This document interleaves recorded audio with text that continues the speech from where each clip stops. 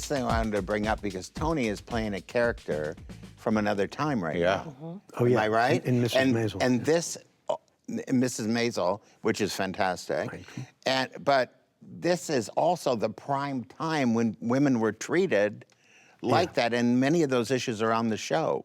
And then how does that translate to the set? That's what I was wondering. It's really interesting because I think this show, I don't know how long they've been working on it when it was first conceived, but I think it's just kind of a collision of the time we're in, and Amy Sherman Palladino, the creator and main writer, I think she's just writing about something, a family experience, because her father was a stand-up and her mother, still alive, is a entertainer, singer, dancer. So she was writing about her world.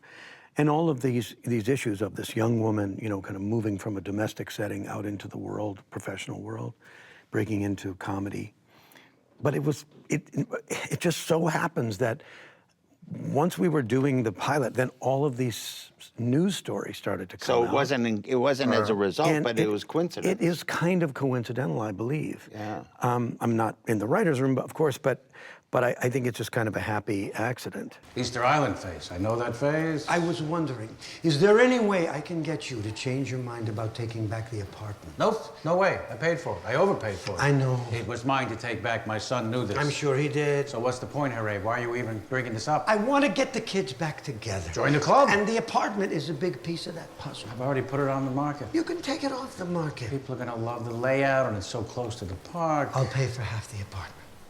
What's your preparation? For this character, it's the clothes for me, because we're working in, it's 1958. Yeah. And I play this, he's actually a math professor at Columbia. That gotta be fun. And it's great. And I grew fun. up, not to age myself here, but, I was a kid in this time period.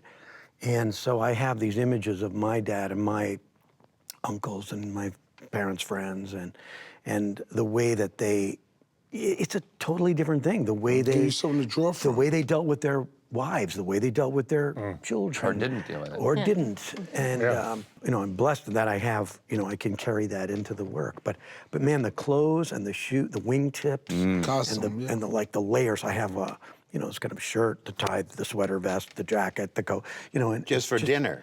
Yeah. Yeah, that's what here I we are in a noticed. tie and we're having supper. And so it's part memory and part, this brilliant wardrobe designer that we have, costume designer. I always say if my father hugged me once, I would be an accountant right now. I wouldn't have to do any of this. I wouldn't have to do this.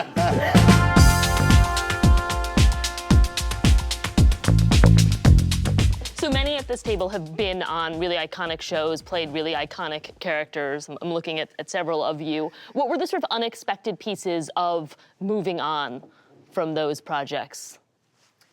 Well, I guess for me personally, it has to do with when you're out in the world and you're recognized for that one thing.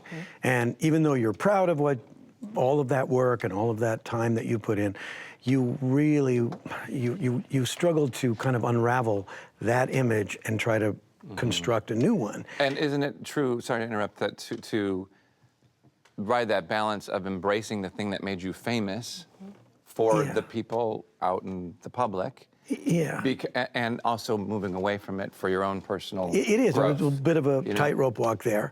Yeah. It's funny. I did a show before Monk. I was on a sitcom, Wings, in the 90s. Yeah, absolutely. But a weird thing happened when in the next decade, when I was doing Monk.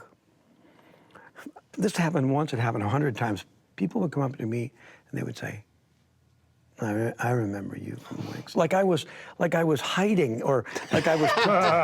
You can't fool me. Yeah, I had this feeling like I'm not dissembling. I'm just doing a different part. But in their mind, the initial thing was that was me, and so then there was 8 years of Monk.